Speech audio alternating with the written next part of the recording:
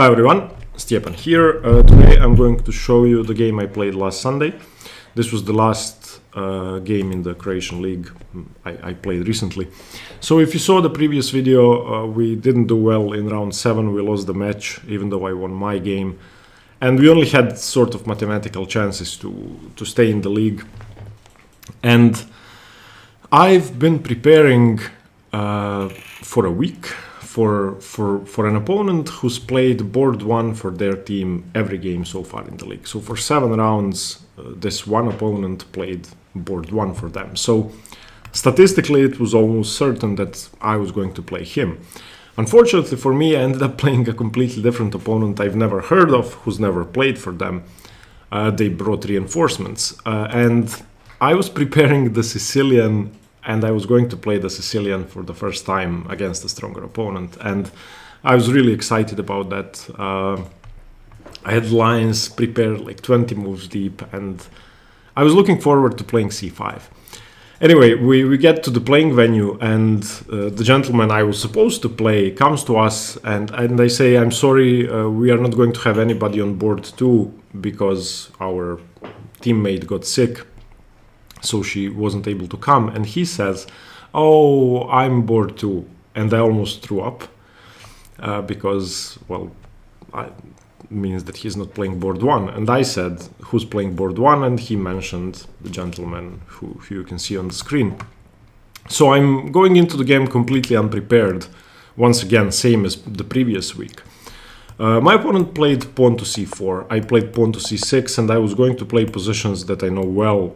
This is my strategy when I have no prep. I want to play stuff that I know. And this game, I got lucky, because we got this position. So g3, d5, this is a Reti, or in English you can call it whatever you want. I'm going for bishop f5. I want to get my bishop outside of the pawn chain before I play e6, so I basically want a comfortable position. If my opponent ever plays b3, I can achieve that without any issues. If he doesn't play b3, then there are some issues. So bishop g2, knight f6, knight f3, bishop f5. And the critical way to punish this position is what my opponent played. C takes d5, c takes d5, and queen to b3. Now, this position I was studying for a week a year ago, and I'm going to link to the video in the first comment below. You can also, I think I'll manage to put it on the screen. I was preparing for FIDE Master Lasic.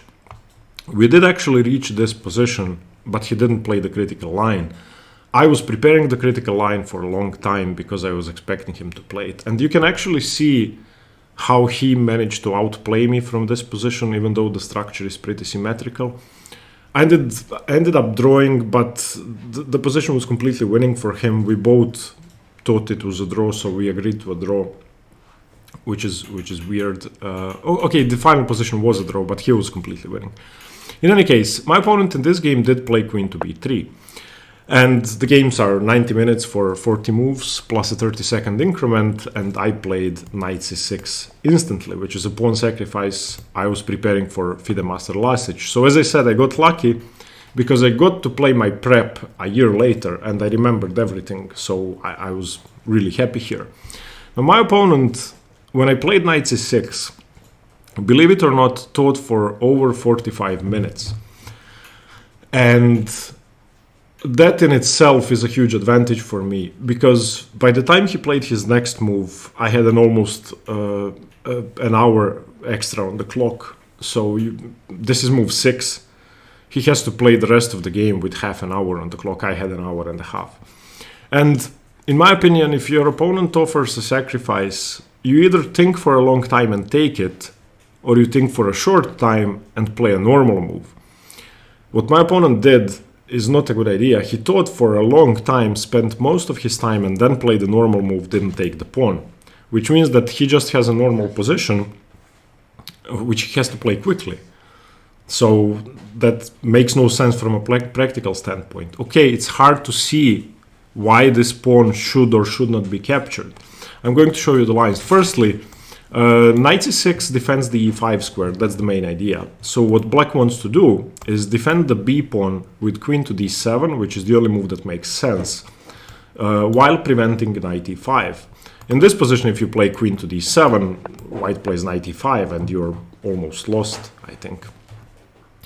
Alternatively, black could play queen b7, queen b6, queen c8, or bishop c8. These are the three more popular moves that knight c6, than knight c6. Knight c6 is the only move that equalizes. Now, what happens if you take the pawn? Now, I've explained it in more detail in the video I've linked below, so you can see it there, but I'm going to show it to you briefly. So queen takes b7, the idea is bishop to d7, and now you're threatening rook b8 in conjunction with knight b4, winning the game. So queen b3 is forced, you go e5, they can go d3 or castles here, but regardless of what they do, you're going to play rook b8 and either play bishop b4 or advance with e4. So for example, if d3 is played, preventing e4, then you play rook b8, queen to d1, bishop b4 check, knight f to d2 is very important, knight b to d2 loses, and now you go h5. And this is the idea, you've given up a pawn, but all of your pieces are active, while white's queen side is still undeveloped. And if white should ever castle, which he probably should do here, then you have a natural attack coming up, you just go h4. Okay, coming back to the game, as I said, you can see that in the video I linked. My opponent played d3 after 45 minutes, even more. When he played d3, he had 23 minutes left on the clock. I actually wrote it down on my score sheet. So an hour and 7 minutes for 7 moves. That's not good. Okay, so I played queen to d7, defending my pawn. Knight e5 has been prevented. And as I said, now we have a normal position in which I simply have an extra hour on the clock. Bishop f4, my opponent wants to play either knight e5 or knight to c3, knight to b5, knight to c7, or knight to c3, rook c1, knight b5, with ideas of knight e5 and rook c7. All of that is kind of slow. I have time for e6, and here he should play knight c3 or he should castle. Nothing else makes sense. Now my opponent is rated almost 2100, so his next move is I think very weak for his rating. He played knight e5. Now since I have a knight on c6 and his bishop is not on this diagonal, this doesn't make sense. Of course, if the bishop was, let's say, on d3, then this is a great move because I cannot take. Takes, bishop b5 is coming. But yeah, here I just take bishop e5 and bishop to e7. Now I have a very comfortable position. I don't think it's more than equal, but if I had to choose, I'd prefer to be black because this bishop is going to be out of play unless e4 comes at an opportune moment, opening the bishop up. At the same time, we're sharing the c-file. The development is equal. After knight c3, castles, you can see that the development is perfectly equal. In this position, I was looking at knight g4 for a long time. This was my first long thing. I actually did spend 20 minutes here. I had a feeling that if knight g4 works, I could be close to winning, but I couldn't make it work. I did analyze the following 5 moves. I analyzed in detail on my own without the engine after the game, and I still couldn't make it work, even moving the pieces on the board. So if I go knight g4, it's clear that bishop to d4 cannot be played because I have e5 and d4. So that much is clear. But he plays bishop f4, and now there are 2 ideas, either g5 or e5. The problem with e5, which was my first candidate, is that in the end my d5 pawn hangs. So I go e5, he plays bishop to d2, and I don't have bishop e6 because he can just take on d5. So I would have to go something like d4, he plays knight d5, and I play bishop d6. Now I don't like this position because I just opened up the bishop for no reason, and this bishop is no worse off on d2 than on f4. Alternatively, if I go g5, then my opponent again goes bishop to d2, and I was looking at knight e5, but again, I don't see much here. I don't know why I weakened myself so much. So I was trying to make stuff like that work. When I was analyzing the game, I found a much stronger move, which I didn't even consider during the game, and that's d4. Now this move I didn't even look at because I opened the bishop up, so it never crossed my mind, but it's clear that the bishop doesn't have that the knight doesn't have a good square. So for example, if knight e4 happens, then I can just go knight to g4, and my opponent is in a world of trouble. Obviously bishop f4, I can go e5, bishop e6, followed by f5.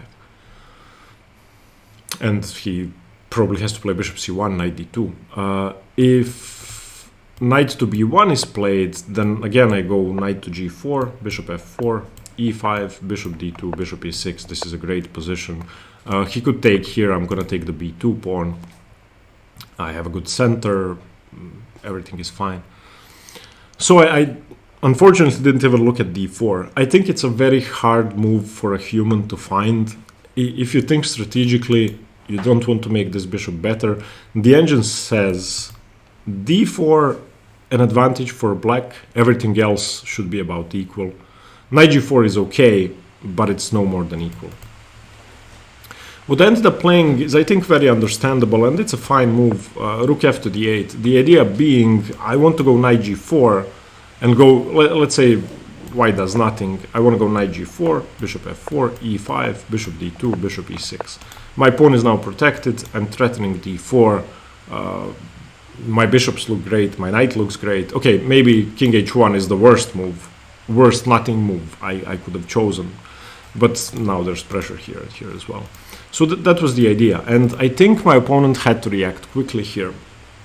What I was expecting him to play is e4, and this has to be the critical move. After the game we were actually analyzing the position, and you can have a look at e4 yourself. Try to figure it out. You can pause the video.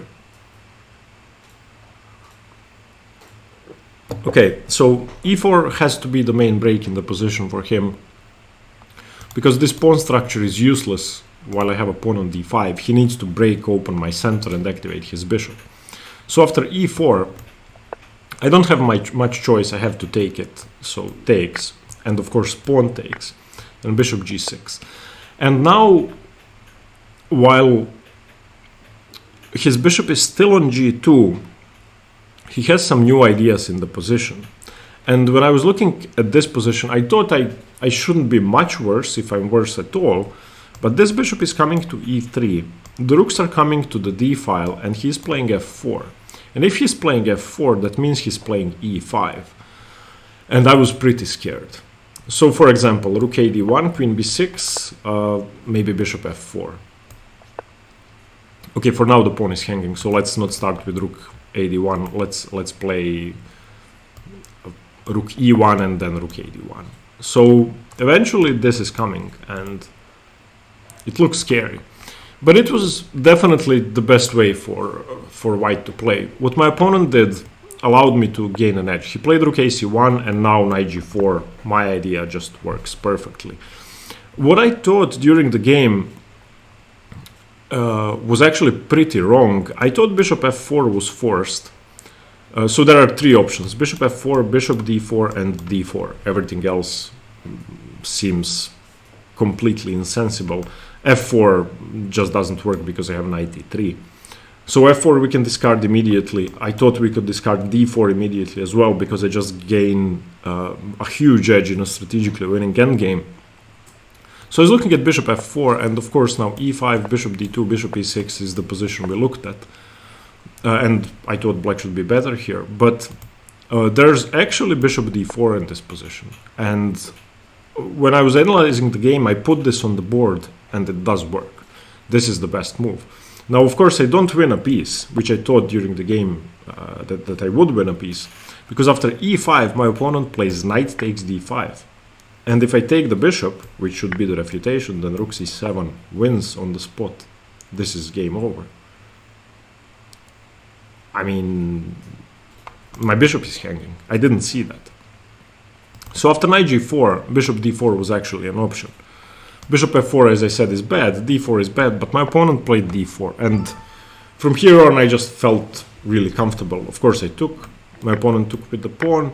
I played bishop to g6, and here I had three candidate moves. Again, I'm fighting against excuse me, e4, I don't want to e4 to come with tempo. So I can either play bishop g6, I can play rook c8, or I can play a6.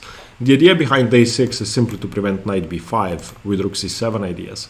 Of course, if knight b5 comes after bishop g6, for example, then I have to play rook dc8 to defend my a7 pawn and to prevent knight c7. But I played bishop g6 anyway. He played rook f to d1. And now again, I can go a6 to prevent knight b5, knight d4, or I can go rook c8 to threaten d4 after e4. So if I go a6 here, okay, this is what I didn't like. He can play e4, which should be the critical move. And I have to go d4, I cannot take. He goes knight e2, I go d3, he goes knight c3, or knight f4, let's say. I think both are playable. I go d2, he goes rook c2, and I didn't like this position. I couldn't see whether I keep the pawn or not, so that's why I didn't play a6. Instead, I played rook ac8, allowing knight b5, but now e4 simply loses. The same variation we just looked at doesn't work because I trade on c1 first, so e4, d4, knight e2 takes, d3, knight f4, and d2, and it's game over. Obviously, I'm going to queen. He's never going to win my pawn. Rook d1 is forced, and now I can just read out my pieces in any of several sensible ways, probably bishop c5 first, and then this pawn is going to stick around here for a while. If I can manage to defend it, then I'm threatening rook c8, rook c1. So after rook a8, e4 cannot be played. He played knight b5, but strategic justification for allowing this was actually fairly simple. I wanted to play bishop c5, bishop a7, and bishop b8, forcing pawn to f4. After I force pawn to f4, there's going to be a weakness on e2 and a weakness on e5 still. So in this position, I just played a6, he played knight d4, and I played bishop c5. Okay, so his next move is, I think, strange. He played pawn to e3. Now pawn e3 goes into my plans of doing this, because now once he plays f4, e3 is going to be weak as well. And of course I never want to take the knight repairing his pawn structure, or I never want to take the knight giving up my bishop pair. So e3 doesn't make much sense. I think knight f3 is a better move, defending the pawn in advance, just something like this. Okay, e3, bishop a7, following up with my plan, and here he played g4. After the game, I actually asked him what g4 was about. I thought he wanted to play f4, f5, but of course he cannot make it work when I have three defenders. He said he wanted to play h4. So this is the position we looked at briefly. Let's say I do nothing, he plays h4, let's say I do nothing. Okay, let's say I play h5, preventing the loss of my bishop, and here. And he said he wanted to get this, he thought this was better. Now, as I told him after the game, I have to disagree, because this is now a weakness. He doesn't have a dark squared bishop, and I do. And in the event of, for example, something like queen e7 and f6, I can undermine the pawn and put tremendous pressure on his dark squares. It's not easy to defend the pawn on h4. So he's just putting another pawn on a dark square, which is a target. So I ignored this. I don't have to react yet. I can just, as I said, capitalize on my advantage in this better endgame. So I played rook c1, rook c1, rook c8. I don't think he can decline. So rook c8, queen c8. And this is overwhelming. I have a bishop pair and a better pawn structure. Now, he needs to keep the pieces on the board. So when I was analyzing the game, I was looking at something like bishop to f1, trying to improve the bishop. I don't know, maybe advancing these pawns really does make some sense, because there's no other plan. But it's a hard endgame. I think I should be close to winning already. After my opponent's next move, I'm definitely winning. He played queen c3. And this just creates two additional weaknesses for no reason. So I took, and here I had my second longest think of the game. So I need to keep both the bishops on the board, before I weaken something significantly. So if you want, you can pause the video here and find the winning plan for black. It took me some time during the game. Okay, so the most tempting move here, bishop d3, occupying the best diagonal, doesn't work because of bishop f1, and you have to go back. Knight versus bishop in this endgame, I think, should be a draw, because he gets to hold on to everything. Because this knight is preventing me from attacking the pawn on e3. I don't think I'd have enough. So what I have to do is target these two pawns. So I can either start with bishop b6, the idea being bishop a5, or I can start with bishop b1, the idea being after a3 I go bishop a2, preventing pawn to c4. So c3 is a weakness, his king is too far away. If I go bishop b6 and he goes bishop f1 and I go bishop a5, he's going to play c4 and liquidate the weakness, trade it off. So I started with bishop b6, and after bishop to f1 I played bishop b1. And now he doesn't have time for c4, because after a3 I go bishop to a2. And this is just great. Now I'm going to do this eventually, or this. So this is the bigger weakness, and I was thinking bishop a5 and should be game over. So what he has to do is make room for his knight to defend on e2. So he did play bishop to d3 and knight e2. Instead of bishop a2, it turns out there's an even stronger move, which I didn't consider, but it makes a lot of sense. The idea is g5, and this simply prevents f4. So, for example, if he plays c4 liquidating the weakness, I can take, and go bishop c7. And he cannot play f4 because here, and bishop e6, and I win the knight. I didn't see g5. I just thought f4 works regardless, but I missed that I pinned the knight to the king. Of course, in this position, if the king was, let's say, on g2, g5 doesn't work. But I played bishop a2. It's still winning. Both moves are good. He played bishop d3, wanting to play knight e2, bishop a5, knight e2. And now the plan is simple. Now there are two weaknesses. I need to fix both of them and target a3, because a3 cannot be defended. So I played b5, and now the idea is bishop b6, bishop to c5. I may throw in bishop c7 to provoke f4, and then bishop b6 with tempo on the e3 pawn, and then bishop c5. So he played king f1, and that's exactly what happened. Bishop c7, f4, bishop b6, knight c1, bishop c4, I have to save my bishop, king e2, and bishop c5. And this is now just over. I'm going to win the pawn regardless. Now there's one more idea in the position which I was really afraid of. And after the game, I actually told him that if he'd played that, I would have offered the draw. Now that's an overstatement. I don't think I really would have done that, but I thought it was drawn. I would have tried to win. When I was analyzing the position over the board, I put the position on the board and I won it immediately. That it's just a win. So hopefully I would have seen how to win it. I don't think it's very hard. So he cannot defend the a3 pawn, so takes. And now in this position he played knight a2 and lost the game immediately. What I thought was interesting was a4.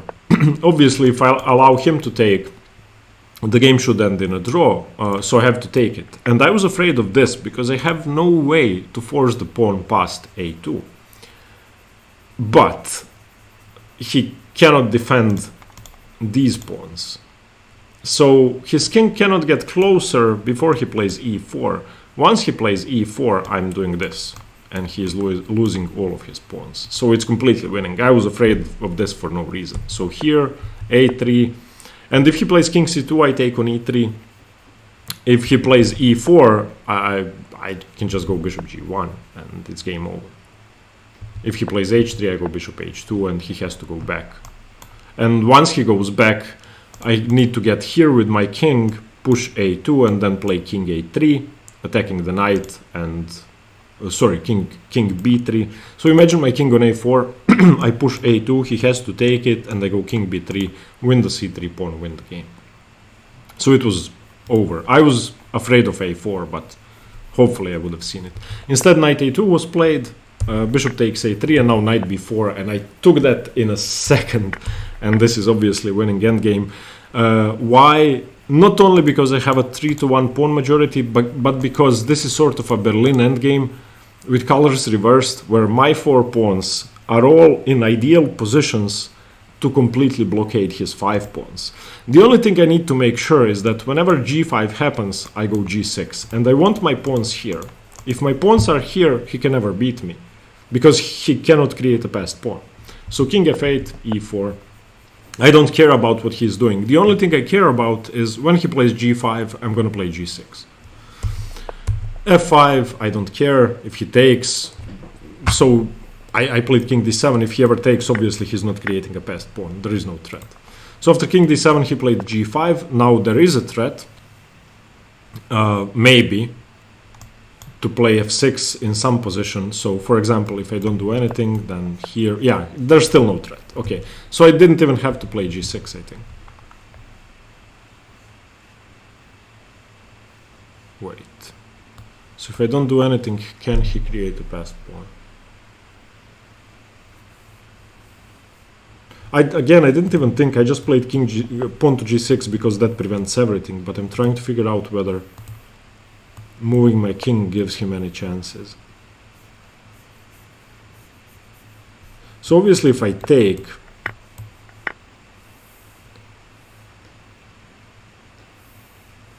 this does give him a passed pawn because he's going to push, and whichever pawn I take with, so for example, something like this. Now I have to take, and when I take, he creates a passed pawn. Or if I take this way, then he creates a passed pawn. But I don't have to take. So I don't think g6 is absolutely forced, but it's the cleanest. And after g6, he played h4, king c6, h5, king b6. He took on g6, and now you can lose the game with fg because he queens, but after hg, he actually resigned. Obviously, I'm just gonna go a5, and I'm gonna make 2 queens. Or 1 queen, depending on what he does. So, what I can say happily is that my prep from a year ago brought me a big time advantage. My opponent never really got into trouble. I think he played the entire game with about 15 minutes on the clock. He played quickly. That being said, not all of his moves were good. In particular, knight e5, and then rook ac1, and then queen c3, and d4 defending the bishop. So he did make some dubious decisions, which made it easy for me to convert this game. But still, had I had as little time as he did, I'd have played worse than him, I think. Okay, so unfortunately, again, we lost the match. I won my game, but we lost the match, and we are out of the 3rd league, even mathematically now. So we are going to play in the lower league next season, which is unfortunate, but what can you do? Thank you for watching. So I did get 2 wins after the European Championship, which I'm really happy about. I'm going to have a rating of 2056, which is my highest rating ever, starting October 1st. Yeah. Thanks for watching. Hope you got something from the video. Stay tuned for more chess. Bye bye.